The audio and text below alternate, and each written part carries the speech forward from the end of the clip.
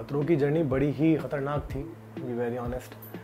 बड़ी अनएक्सपेक्टेड थी यार। I think it was the perfect time for me to do this show. ये show अब से पहले भी इनफैक्ट अगर मैंने कभी अपने आप से सोचा था कि if at all I do a reality show तो कौन सा होना चाहिए, तो आई थिंक यही नाम तब भी आया था और ये नसीब में मेरे अब भी आया। 1-on-1 इंटरेक्शन विद खतरों के खिलाड़ी कंटेस्टेंट शीजान खान। तो मुझे तो बड़ा मज़ा आया करके। इनफैक्ट जब मैंने शो स्टार्ट ही किया था तब आई थिंक मैं उतना एंजॉय नहीं कर पा रहा था because I was in a lot of pressure with myself. But gradually जब एक एक हफ्ता वहाँ पे बीता and I realise that I am doing okay, तो उसके बाद फिर मैंने उस प्रोसेस को एंजॉय भी करना शुरू किया। बिकॉज अल्टीमेटली अगर आपने उस प्रोसेस को एंजॉय नहीं किया देन आई फील कि you missed out a lot of things. तो एंजॉयमेंट बहुत ज़रूरी था, तो वो मैंने किया और आई थिंक उतना ही एंजॉय अब मेरी जो ऑडियंस है वो कर रही है। हफ्ता जब स्टंट्स टेलीकास्ट होते हैं तो आफ्टर स्टंट मुझे मैसेजेस आते हैं लोगों के, लोग स्क्रीनशॉट्स डाल के देखते हैं, तो बड़ा अच्छा लगता है कि people are now enjoying the show. So I think मज़ा आया। It was a very neutral thought. कहीं ना कहीं I think I was ready कि मैंने बिना सोचे समझे हाँ कर दिया था। मैंने कहा हाँ ठीक है, आ रहा है, ठीक है, done, I want to do it. क्योंकि उतना सोचा नहीं था मैंने कि कैसे करूँगा, क्या करूँगा। इनफैक्ट मेरी प्रिपरेशन भी पूरी नहीं थी। बहुत ही कम वक्त मिला था मुझे अपने आप को तैयार करने का, क्योंकि वो शो ऐसा है कि वहाँ पे अपने आप को तैयार करना पड़ेगा ले जाने के लिए। You have to be physical, तो क्योंकि इट्स ऑल कभी कभी ऑफकोर्स मेंटली भी आपको हमें स्ट्रॉन्ग रहना पड़ता है, बट लेकिन एज अ फिजिकलिटी में भी कुछ स्टंट आपको अटका देंगे अगर आप उस टाइम पे फिजिकली फिट नहीं हो तो मुझे उतना वक्त नहीं मिला अपने आप को तैयार करने का। But mentally I was very strong, तो मैं उसी के भरोसे चला गया। मैंने कहा चलो जो होगा देख लेंगे।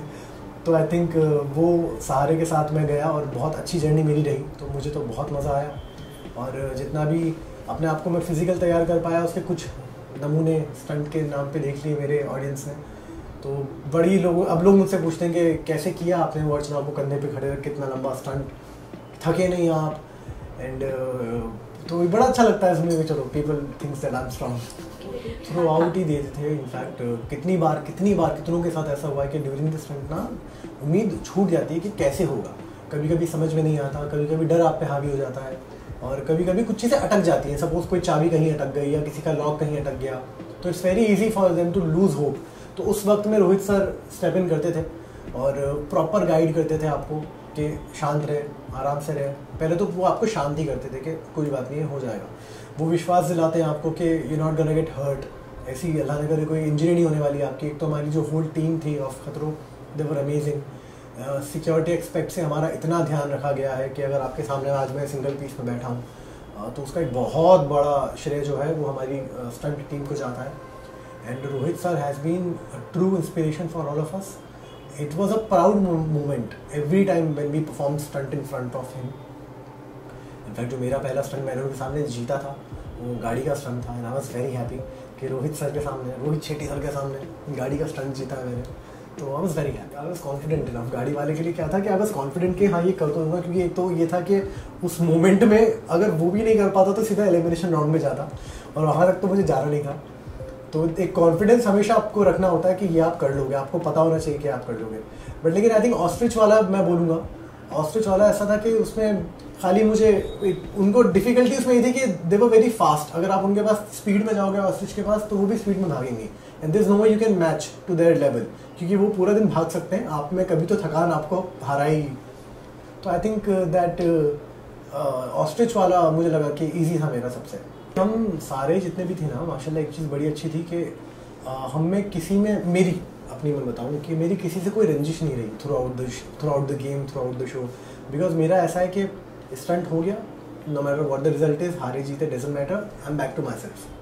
तो एक वो मेरे हमेशा से सोच रही है कि जो भी हो सेट पे छोड़ के आओ, जो कि आई थिंक मैंने अपने 10 सालों में किया भी है कि दिन आपका कैसा भी गया आप उस दिन का बोझ अपनी ज़िंदगी में आगे कैरी फॉरवर्ड नहीं कर सकते, अदरवाइज आप कैसे जियोगे। वो अच्छी बुरी दोनों चीज़ों में आता है। अगर आप कोई स्टंट जीते भी हो तो आप कब तक उस चीज़ का जश्न मनाओगे, अगला स्टंट आपको करना है वापस से, then again you are on zero. ये इस बात में कितनी सच्चाई है मुझे नहीं पता, क्योंकि मैंने आज ही आप सबके मुंह से सुनी है ये बात। बाकी बात रही कि क्या करना चाहूँगा या नहीं, आई थिंक